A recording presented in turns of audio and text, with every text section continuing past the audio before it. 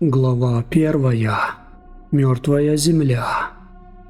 Деревня Маховое под Вологдой уже давно считалась проклятой.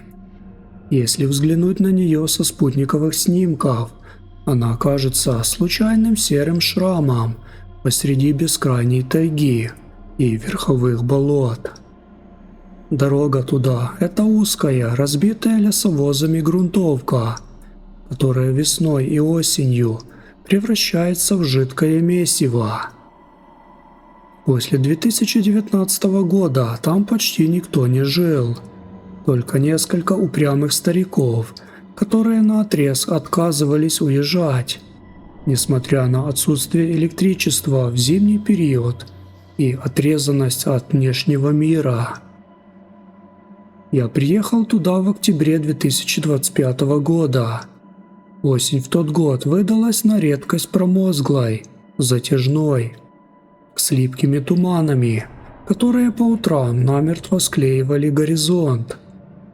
Моей целью было забрать бабушку, Марию Семеновну. Последние 3 недели она перестала отвечать на звонки. Сначала я списывал это на плохую связь или севший аккумулятор ее старенького кнопочного телефона. Но когда тишина затянулась, в груди поселилась глухая тревога. Машина неохотно преодолела последние километры. Ветви придорожных деревьев, голые и черные, хлестали по лобовому стеклу, словно пытались удержать меня, не пустить дальше. Сама деревня встретила меня зловещим безмолвием. Ни лая собак, ни дыма из печных труб, только покосившиеся избы с заколоченными окнами, похожие на полусгнившие зубы пасти забытого чудовища. Я припарковал машину у покосившегося забора бабушкиного дома. Дверь была не заперта. В Маховом отродясь не запирались. Воровать тут было некому, да и нечего. Когда я вошел в дом, меня сразу поразила странная, давящая тишина. В воздухе стоял застоявшийся запах прелой соломы и чего-то сладковатого, едва уловимого, напоминающего испорченный мед. Бабушка сидела на кухне у окна и смотрела в одну точку. На столе перед ней стояла нетронутая чашка с давно остывшим чаем, покрытым тонкой пыльной пленкой. Ее лицо было пугающе бледным, почти прозрачным, а глаза неестественно красными, словно она не спала несколько суток подряд. «Бабуль!» – негромко позвал я, делая шаг вперед. Она даже не вздрогнула. Медленно, с каким-то трудом повернула голову в мою сторону. «Не уже внутри!»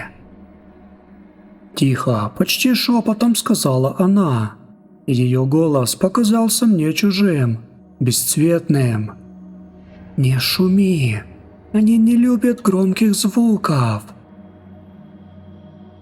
По спине пробежал неприятный холодок. Я подошел ближе, присел перед ней на корточки и взял ее за руки. Пальцы у нее были ледяными. «Кто они, бабушка? Что происходит?» – просил я, стараясь говорить как можно спокойнее. «Крысы!» – выдохнула она, и ее взгляд снова уплыл куда-то мимо меня. Темный угол за буфетом. Я облегченно, хоть и с раздражением, вздохнул. Крысы. Обычное дело для старых деревенских домов по осени, когда грызуны бегут с полей от холодов. Я подумал, что это просто старческий бред, вызванный одиночеством и первыми признаками деменции. пока самолично не увидел первую из них. Глава 2. Первые знаки. Она сидела прямо на кухонном столе, в полутени за хлебницей. Мой взгляд упал на нее случайно, и я замер. Это была не просто крыса. Животное было огромным, размером почти с упитанную взрослую кошку. Ее шерсть выглядела отвратительно, свалявшаяся, мокрая, лоснящаяся от какой-то слизи. Она имела старый, неестественно серо-розовый оттенок, словно под облезлым мехом просвечивала воспаленная голая плоть. Но самым жутким в ее облике были глаза. Они не были черными бусинками, как у обычных грызунов. Они были мутные, глубокие, будто залитые молоком, лишенные зрачков, и при этом смотрели на меня осмысленно. Слишком осмысленно для животного. В этом немигающем взгляде сквозило холодом, расчетливое любопытство. Поборов оцепенение, я инстинктивно схватил стоящий у печи веник и замахнулся. Любая нормальная крыса в ужасе бросилась бы наутек при первом же резком движении. Но это даже не шелохнулось. Она медленно, с каким-то царственным достоинством, повернула голову, пристально посмотрела мне прямо в лицо и сглотнула. Горло грызуна судорожно дернулось, издав едва слышный влажный звук. Точь-в-точь, как человек, с трудом сглатывающий слюну перед разговором. После этого существо бесшумно, словно состояло из жидкого желе, скользнуло со стола и скрылось в узкой щели под шкафом. «Я же говорила!» – прошептала бабушка, не шевелясь. «Они слушают, они все понимают». Весь оставшийся день я пытался привести дом в порядок и уговорить бабушку уехать прямо сейчас, но она наотрез отказывалась.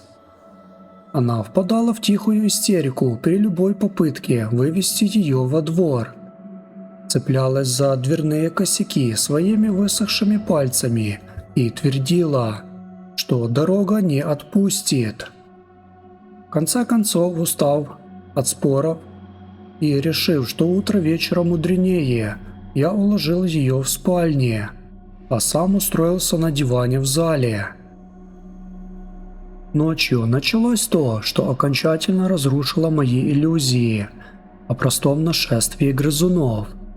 Сначала я услышал шорохи, но это не был привычный мелкий скрежет или беготня за обоями. Звуки были тяжелыми, влажными, ритмичными, словно по деревянному полу не спеша тащили что-то крупное, мягкое и мясное. Словно мешок с полужидким содержимым лениво перекатывался во тьме. Затем из-под половиц донеслось тихое, отчетливое чавканье.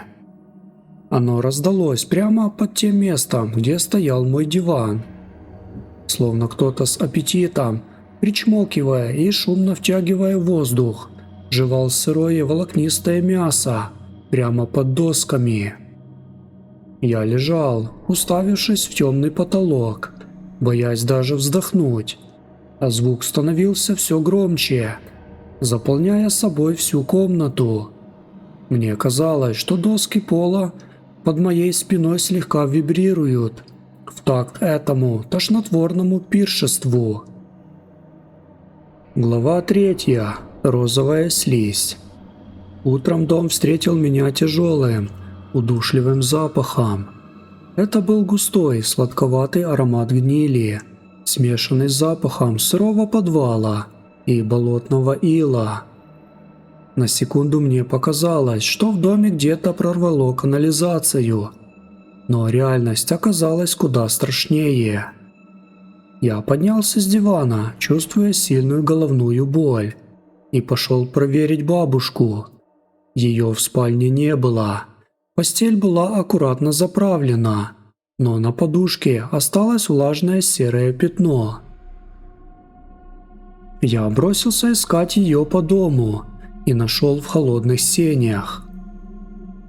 Она лежала на спине прямо на дощатом полу.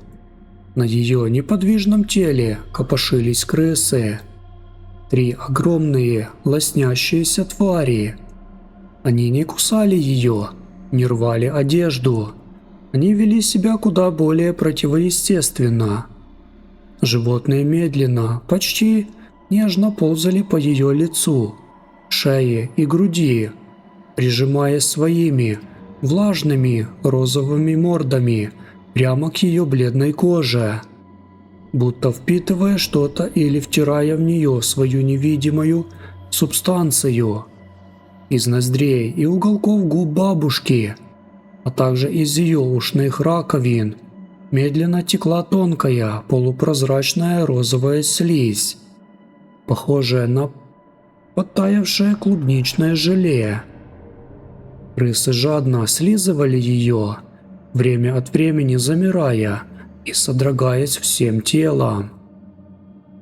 пошли вон, твари!»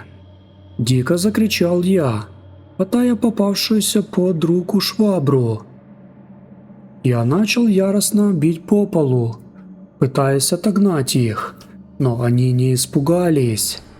2 из них лениво сползли с тела и скрылись в темноте под лавкой, а 3-я, самая крупная, медленно развернулась ко мне.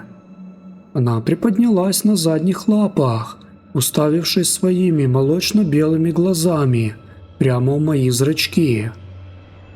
В этот самый момент в моей голове вспыхнула резкая, ослепляющая боль, будто кто-то без анестезии воткнул мне глубоко в мозг тонкую, раскаленную до бела иглу и провернул ее там несколько раз. Я вскрикнул, выронил швабру и упал на колени, обхватив голову руками. Перед глазами поплыли кровавые круги, а в ушах раздался низкий вибрирующий гул. Когда боль утихла, это длилось не более нескольких секунд, крысы уже не было. Бабушка умерла через 2 дня в районной больнице, куда мне с огромным трудом удалось ее довести. Врачи скорой помощи долго качали головами, глядя на ее состояние. Официальный диагноз поставили быстро – обширный инсульт. Они списали ее заторможенность и последующую кончину на преклонный возраст и сосудистую катастрофу. Но я знал, что они ошибаются. Перед тем, как тело бабушки увезли в морг, я, повинуясь какому-то болезненному импульсу, заглянул ей в правое ухо. Там глубоко в слуховом проходе запеклась розовая слизь.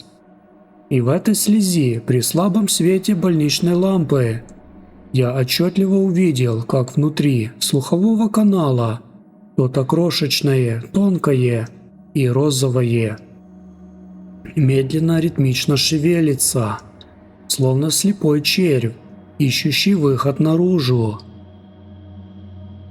После похорон, которые прошли в райцентре, при участии пары дальних родственников, я совершил роковую ошибку. Вместо того, чтобы навсегда забыть дорогу в Маховое, я решил вернуться туда еще на 2 дня. Мне нужно было собрать ее личные вещи, забрать документы на дом для последующей продажи и заколотить окна перед зимой. Мне казалось, что кошмар закончился со смертью бабушки. Как же я ошибался.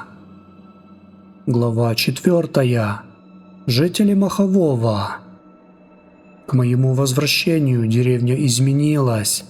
Она казалась вымершей, но при этом неестественно живой.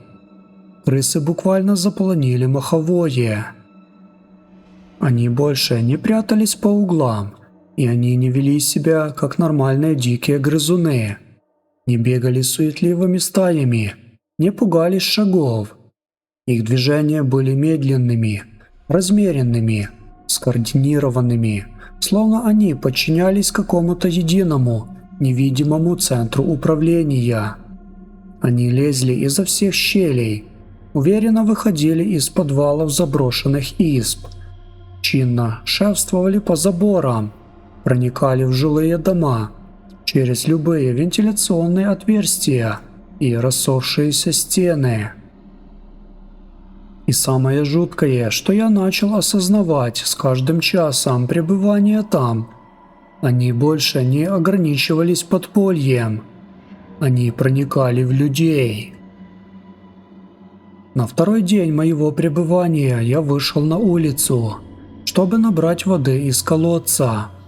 Стоял полдень, но солнце едва пробивалось сквозь плотную пелену серых туч. На лавочке у соседнего дома сидел старик Пахомов, один из тех немногих местных, кто оставался в деревне. Он сидел неподвижно, откинув голову на бревенчатую стену избы. Его рот был широко, неестественно разинут, словно в безмолвном крике или зевке. Я хотел было окликнуть его, спросить о самочувствии, но горло у меня перехватило. Из его открытого рта, медленно цепляясь когтями за посиневшие губы, вылезла большая крыса. Ее тельце было густо покрыто розовой слизью, перемешанной с темной, полузапекшейся кровью. Существо вылезло полностью, беззвучно шмякнулось на его плечо, отряхнулось и принялось аккуратно, длинными мазками розового языка, вылизывать старику лицо, умывая его от остатков слизи. Пахомов при этом не просто не шевелился, он улыбался. Его губы растянулись в блаженной идиотской гримасе, а широко открытые глаза были абсолютно пустыми, подернутыми той самой молочной пеленой, которую я видел у крыс. В этот момент я понял, что Пахомова как личности больше не существует. Его тело превратилось в пустую оболочку, в живую декорацию для чего-то чуждого. Я бросился обратно в дом бабушки, запер дверь на все засовы и начал лихорадочно собирать вещи. Мои руки тряслись так, что я никак не мог попасть ключом в замок зажигания, когда попытался завести машину. Двигатель лишь натужно чихал, но заводиться отказывался. Крысы, видимо, уже успели поработать под капотом, перекусив важные провода. Вечер опустился на деревню мгновенно, словно кто-то выключил свет. Я оказался заперт в доме, который когда-то казался мне самым безопасным местом на земле. Глава 5. Сон наяву. Ночью они пришли за мной. Я не смог уснуть. Лежал на диване, сжимая в руке старый топорик для рубки мяса, который нашел на кухне. Лампа-ночник отбрасывала длинные уродливые тени на стены. Где-то около 2 часов ночи мои веки все-таки отяжелели. Сознание словно заволокло плотным липким туманом. Это не был обычный сон, скорее тяжелое забытье. Я проснулся от странного, щекочущего ощущения тяжести на груди. Открыв глаза, я обомлел от ужаса. Прямо на моем лице, упираясь лапками в мои щеки, сидела огромная жирная крыса. Ее длинные усы шевелились, касаясь моих век, а изо рта капала теплая, пахнущая гнилью розовая слюна. Но самое страшное было внизу. Ее длинный, голый, чешуйчатый хвост медленно, проникающим движением залезал мне в левую ноздрю. Я почувствовал дикую, разрывающую боль глубоко в носоглотке, словно туда заталкивали гибкую железную проволоку. Она стремилась пробиться выше, туда, где за костями черепа скрывался мозг. Я истошно закричал, взмахнул руками и сбросил тварь с себя. Она с писком отлетела к стене, но в ту же секунду я почувствовал, как под одеялом, в районе моих щиколоток, уже копошатся и лезут вверх по ногам еще 2 штуки. Они не пытались укусить меня за пальцы или разорвать плоть. Они целенаправленно искали естественные отверстия тела, пытаясь проникнуть внутрь, раздвигая волокна одежды своими скользкими, заостренными мордами. «Нет, нет!» – вопил я, сбрасывая одеяло и топчась на кровати. Я успел выбежать на улицу прямо в одном белье, даже не обувшись. Мои босые ноги обжигала ледяная осенняя грязь. Я бежал по главной улице Махового, задыхаясь от холодного воздуха и собственного крика. Оглянувшись назад, я похолодел. За мной по земле, заполняя собой всю ширину дороги, текла живая, копошащаяся черно-серая волна. Сотни, тысячи крыс двигались единым фронтом. Они не пищали, как обычные испуганные грызуны. Они издавали совсем другой звук. Низкий, коллективный, вибрирующий гул, который накладывался на шелест сотен лапок. Этот гул до боли напоминал приглушенный, многоголосый человеческий стон, полный невыносимой тоски и страдания. Я понял, что до машины мне не добраться. Она стояла в другой стороне, полностью окруженная этой живой массой. Единственным укрытием, которое подвернулось под руку, оказалось старое, наполовину разрушенное здание деревенского клуба на окраине. Я взлетел по его прогнившим ступеням, захлопнул тяжелую дубовую дверь и навалился на нее всем телом, задвинул массивный железный засов. Там в темноте заброшенного зала, среди сломанных кресел, было тихо всего пару часов. Я сидел на полу, прижав колени к груди, и слушал, как снаружи бушует осенний ветер. А потом раздался скрежет. Они не пытались прогрызть тяжелую дубовую дверь снаружи. Это заняло бы слишком много времени. Они начали грызть стены изнутри, по всему периметру здания, в пустотах между деревянной обшивкой и штукатуркой. Раздался сухой, торопливый стук тысяч крошечных зубов. Они уже были в здании, под полом и в перекрытиях потолка. 3 часа ночи, когда луна на секунду пробила тучи, я увидел, как из узкой щели между досками пола, прямо в метре от меня, медленно вылезает тонкий розовый извивающийся отросток. Он двигался слепо, но целенаправленно, словно червь, нащупывающий тепло. Затем рядом показался еще один, потом 3-й, 10-й. Они тянулись ко мне со всех сторон, извиваясь в холодном воздухе. Я с ужасом понял, что это были не черви, это были их хвосты. Они лезли в людей, чтобы превратить их живые тела в свои гнезда, где новые поколения тварей могли размножаться и питаться прямо изнутри. Глава 6. Болото разума.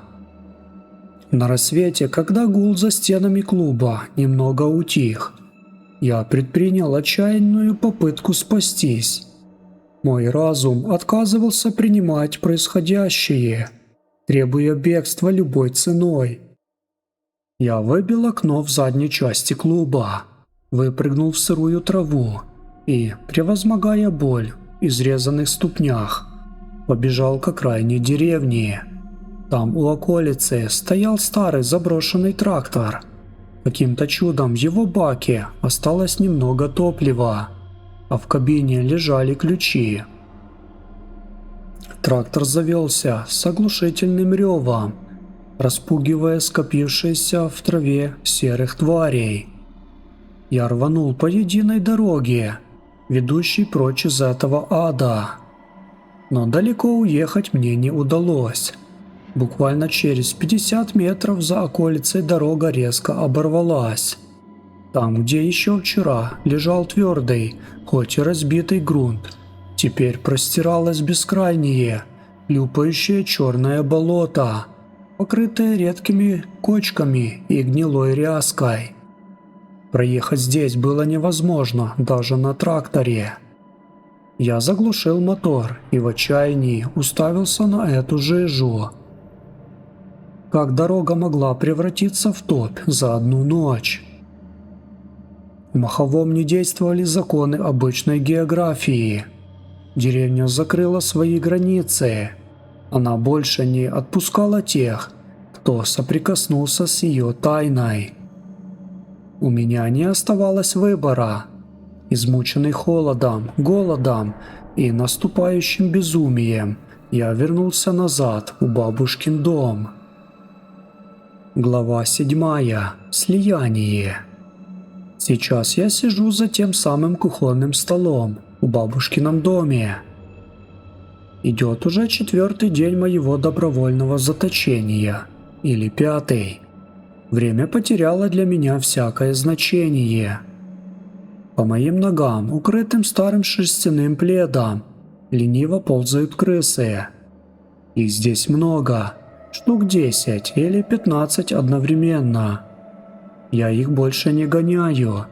В этом нет никакого смысла. Они победили. Я принял это поражение. Иногда одна из них, та самая, с особенно крупным телом и молочными глазами, забирается мне по плечу на грудь. Она садится напротив моего лица, прижимается своим влажным, теплым носом к моему подбородку и долго, пристально смотрит мне в глаза. И мне больше не страшно. Страх ушел, сменившись удивительным, блаженным спокойствием. Я чувствую, как внутри моей головы, глубоко за глазными яблоками, что-то шевелится. Оно движется там тихо, плавно, почти приятно, щекоча извилины мозга своими крошечными, мягкими лапками или хвостами. Это шевеление не причиняет боли. Напротив, оно приносит с собой неописуемую ясность сознания. Оно разговаривает со мной не словами, а образами, чувствами, чужими воспоминаниями. Оно рассказывает мне все тайны деревни Маховое. Я вижу лица тех, кто жил здесь 100 лет назад. Я знаю все их грехи, все предательства, убийства и кражи, которые совершались в этих избах за прошедшие века.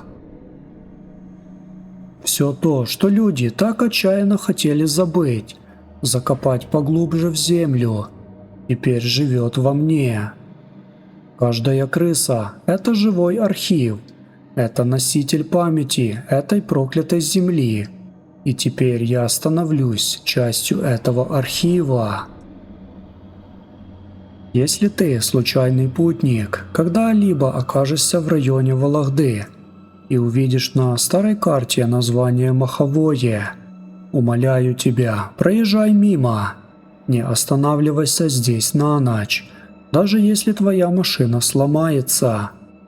И если, засыпая в каком-нибудь старом доме на окраине цивилизации, ты вдруг услышишь под половицами тихое, тяжелое влажное чавканье, не пытайся выяснить, что это.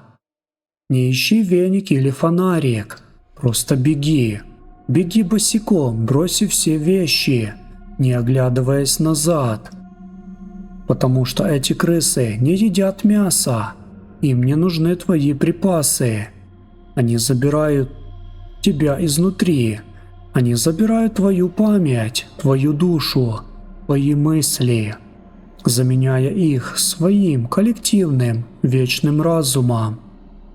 И когда они закончат свою работу, ты все еще будешь улыбаться, глядя на мир своими новыми молочно-белыми глазами.